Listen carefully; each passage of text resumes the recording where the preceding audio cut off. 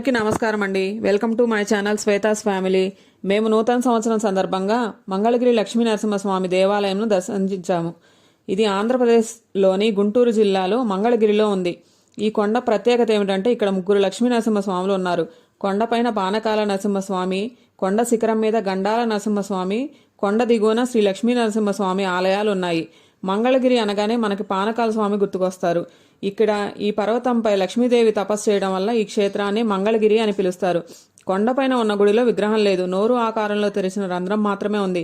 ఈ స్వామికి చిత్రమైన ప్రత్యేకత ఉంది. ఏమిటంటే ఈ స్వామికి పంచదార, బెల్లం, చెరుకుతో తయారు చేసిన పానకాన్ని స్వామికి అభిషేకం చేస్తారు. స్వామి అభిషేకించిన పానకంలో సొగభాగాన్ని సేవించి మిగిలిన సొగభాగాన్ని భక్తులకు ప్రసాదంగా వదులుతారు. ప్రతినిత్యం వందల కొలది బిందెల పానకం సమర్పించినా అక్కడ ఒక్క చీమ కూడా కనిపించదు. అందువలన ఈ స్వామిని పానకాల స్వామిగా ప్రసిద్ధుడయ్యాడు. ఏది ఏమైనా స్వామిని దర్శించినప్పుడు వచ్చే